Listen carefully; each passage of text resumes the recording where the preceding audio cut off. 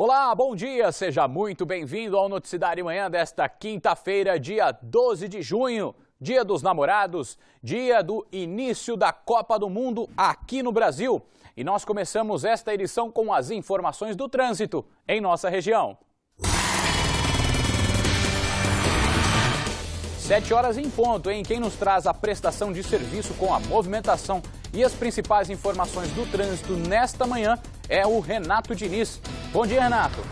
Bom dia, Fernando. Bom dia você que acompanha o Noticiário de Manhã. Eu estou no bairro Campolim, em Sorocaba, perto de um dos acessos à rodovia Raposo Tavares, onde o trânsito aqui é tranquilo, mas eu já vou chamar a atenção para uma cena. A Urbis montou um esquema especial com cones, os carros verdes amarelinhos ali da Urbis aposicionados no acesso da pista marginal da Raposo Tavares para Antônio Carlos Comitre. Não é interdição não, os amarelinhos estão facilitando o trânsito. Os motoristas que chegam da marginal podem entrar diretamente, acessar livremente a pista a Antônio Carlos Comitre.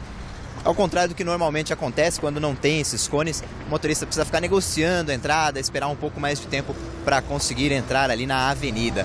A gente também está ao lado da altura do quilômetro 100 da rodovia Raposo Tavares, rodovia que nesse momento tem o tráfego intenso, sem dificuldades para o motorista, um pouco mais carregado na marginal, sentido na pista interior, mas o motorista não enfrenta dificuldades um pouco mais para frente, que tem um pouco de neblina, mas ela já deve sair nesse começo de manhã. Quem vai para São Paulo, diferente do que a gente costuma falar todas as manhãs, hoje não tem dificuldade não. Sistema Castelo Branco, Raposo Tavares, Sistema Anhanguera Bandeirantes, sem tráfego, sem lentidão, até porque hoje é feriado em São Paulo, com a abertura da Copa do Mundo, é feriado por lá. O rodízio na capital, no centro expandido da capital, está suspenso hoje. E o metrô, uma outra informação para quem vai para São Paulo, o metrô hoje funciona normalmente. Ontem, em assembleia, os metroviários decidiram suspender a greve e voltam às atividades. Havia uma possibilidade de voltar à greve do metrô, não voltou. O serviço funciona normalmente. Fernando. 7 horas e 2 minutos. Que manhã linda, hein, Renato? Dia dos namorados, dia do início da Copa do Mundo e, felizmente, boas notícias para os motoristas e principalmente para os passageiros que utilizam o metrô, né, Renato? Que essa greve ia afetar e muito na capital. Exatamente, Fernando. E olha, a respeito do transporte público em Sorocaba, daqui a pouquinho eu volto para falar como que vai funcionar, para quem vai precisar pegar ônibus hoje, está na dúvida, vai ter ônibus, não vai ter, daqui a pouco eu volto com essas informações. Ótimo, ótimo, Renato. Muitas pessoas, principalmente as empregadas domésticas, os trabalhadores ainda que querem ir para casa para aí ficar aí nesse dia, desse resto de dia aí, a gente daqui a pouco passa as informações. Obrigado, viu, Renato? Obrigado, Fernando. No Noticiário de Manhã de ontem, nós mostramos um vídeo de uma mãe que deu à luz nesta quarta-feira a uma criança em uma rua da Vila Angélica, em Sorocaba. E a nossa equipe foi ao local saber os detalhes desta história com os moradores do bairro. Veja. Toda a história aconteceu neste banco na calçada da casa de Edivânia. Segundo ela, a mulher estava na rua quando começou a passar mal. Ela já tinha estourado a bolsa dela na casa dela. Ela colocou uma proteção, um absorvente e desceu até o orelhão para ligar para uma parente dela. Na volta foi que ela sentou no banco. Esta manicure conta que a irmã dela é que foi a responsável pelo parto. A hora que começou a muvuca aqui, ela pegou, falou que estava nascendo, estava vindo a criança, viu a cabecinha da criança. A hora que ela pegou, abriu a perna da moça, a criança já estava vindo. Daí saiu a cabeça, já saiu o corpo logo em seguida. A Vanessa gravou o momento que o SAMU chegou e prestou os primeiros atendimentos à mãe e ao bebê, que é uma menina. Para os vizinhos, a ambulância demorou a chegar. Demorou aproximadamente 1 hora para chegar. E isso que foi muita gente ligando. E eles tiveram tempo de retornar a ligação para o meu sobrinho para perguntar como era o nome dela, se ela tinha filhos, onde ela morava. Segundo a prefeitura, a solicitação sobre o caso chegou ao SAMU às 6h23, mas se tratava de uma pessoa com dores de barriga. Somente às 6h55, o SAMU recebeu uma nova ligação informando que uma mulher estaria em trabalho de parto. A ambulância chegou 7 minutos depois. Mãe e filha foram trazidas para o hospital regional e passam bem. Segundo moradores do bairro, ninguém sabe muito sobre a mulher, apenas que ela mora com o marido e outra criança nessa casa há 2 anos. Não havia ninguém no local. Já os vizinhos não vão esquecer a experiência inusitada. Emocionante. Todo mundo que estava aqui chorou. O nascimento de uma criança, né? Mexe com todo mundo, né? Exatamente. E o governador do estado de São Paulo inaugurou nesta quarta-feira o Hospital Regional em Jundiaí. A proposta é desafogar outros hospitais, como o São Vicente de Paulo, que atende em média 24 mil pessoas ao mês. O hospital fica no prédio onde funcionava a antiga Casa de Saúde Dr. Domingos Anastácio, no centro. A obra, que recebeu investimento de 45 milhões de reais, tem a expectativa de atender mais de 750 mil habitantes das 7 cidades que fazem parte do aglomerado urbano de Jundiaí.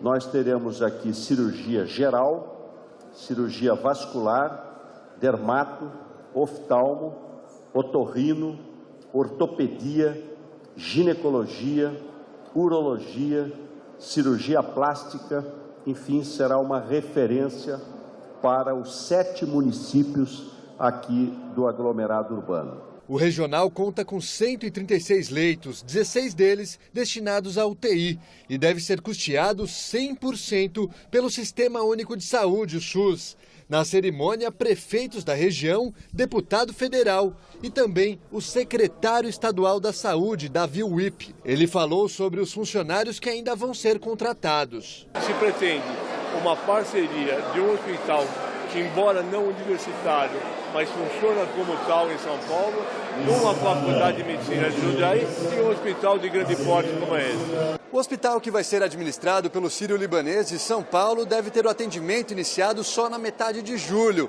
O regional deve trazer melhorias, principalmente na cidade de Jundiaí, já que deve desafogar o Hospital São Vicente de Paulo. Complementa o papel do Hospital São Vicente, que é alta complexidade, e aqui uma média complexidade, cirurgias eletivas, um hospital fechado, mas de boa qualidade, vai ajudar a região. Ele aproveitou também para anunciar obras no trevo de chegada a Jundiaí. 10 dias definir o valor, já estamos com o projeto pronto para a primeira fase, que é a obra da rodoviária, o trevo lá da rodoviária. Eu acredito que é uma obra de 1 ano, mais ou menos, a gente consegue fazer. Em 2015, esse trevo de entrada, esse acesso ao principal da cidade vai ser entregue. Em Mairinque, um homem de 56 anos morreu nesta quarta-feira por falta de cuidados. A suspeita é de que a filha não cuidava do pai. A mulher de 28 anos teria mantido o pai abandonado sem cuidados médicos. O homem chegou sem vida ao hospital. A suspeita foi presa em flagrante por abandono de incapaz e abandono material e encaminhada à cadeia de Votorantim.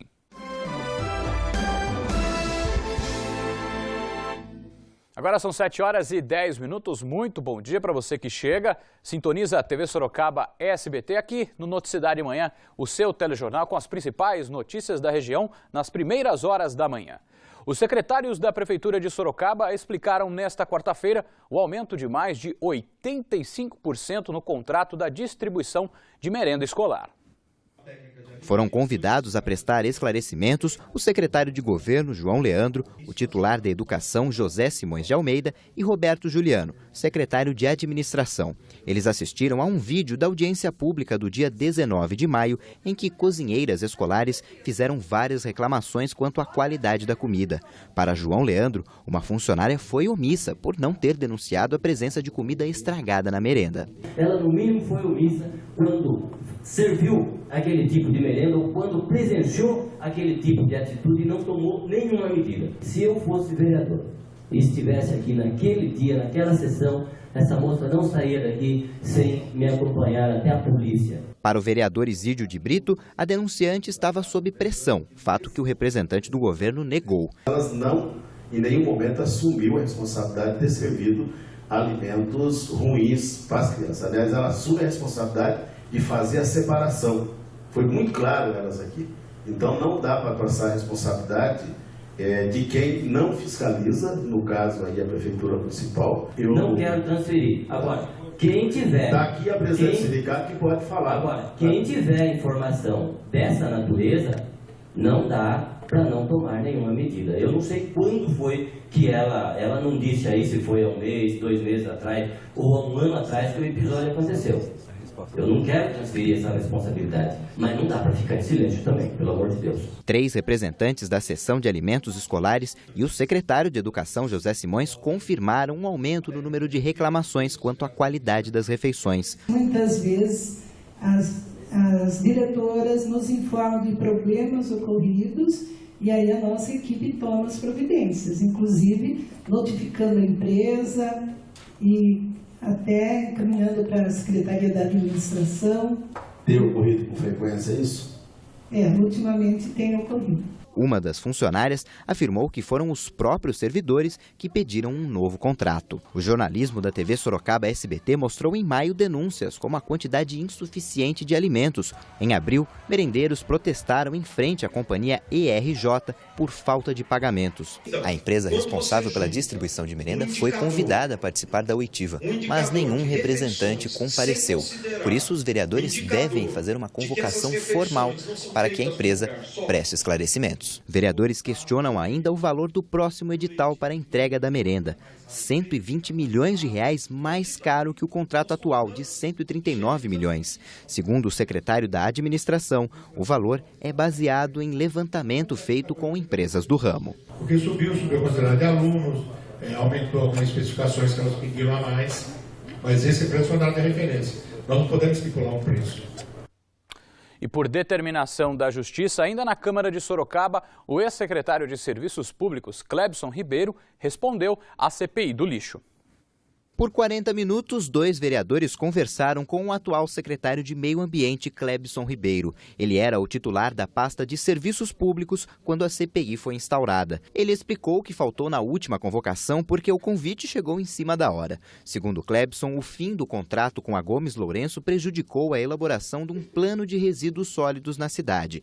Ele disse ainda que a secretaria trabalha para não prejudicar a atuação de catadores de recicláveis de cooperativas. O secretário explicou que colocar os serviços de varrição e coleta de lixo num mesmo edital foi uma decisão econômica. Várias simulações foram feitas nesse sentido, pelo que a gente tem observado também em diversas prefeituras, cidades de grande porte.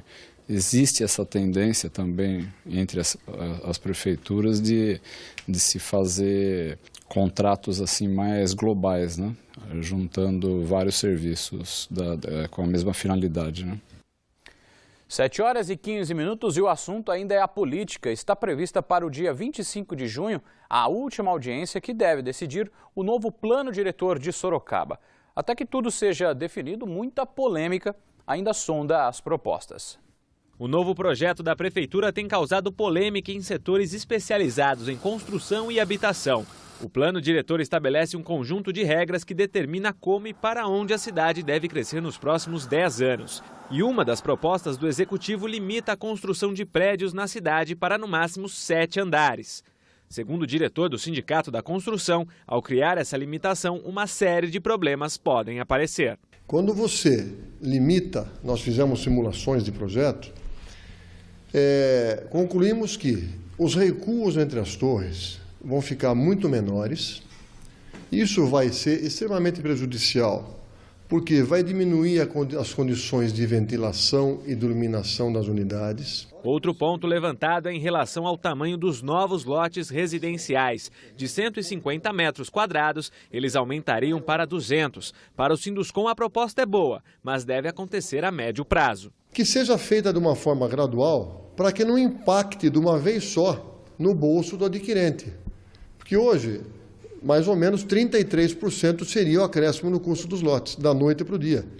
Então, que se busque uma solução mais gradual, de médio prazo, para que seja implementado. O vice-presidente do Sindicato da Habitação acredita que, se aprovada, as novas regras prejudicam principalmente o comprador. Quando você aumenta o tamanho mínimo do terreno, você traz um impacto negativo também, não só no preço, mas você incentiva a coabitação, ou seja, 2 famílias morando no mesmo bairro. A gente incentiva ou expulsa, na verdade, o cidadão sorocabano que trabalha em Sorocaba e que quer morar em Sorocaba. Nós estamos expulsando ele da cidade, mandando ele morar em cidades periféricas, trazendo um problema maior ainda de mobilidade, um problema no trânsito. A proposta do Executivo de alteração do plano foi encaminhada à Câmara. Audiências públicas estão discutindo o texto antes da aprovação dos vereadores. Criamos uma comissão de acompanhamento desse plano diretor. Cada partido indicou um vereador para poder acompanhar e já foi feito 2 audiências. No total de 5, nós faltamos mais 3 audiências. Eu acredito que com essas 5 audiências nós vamos poder chegar num bom senso, porque tem algumas dúvidas, com os pontos polêmicos que tem no plano.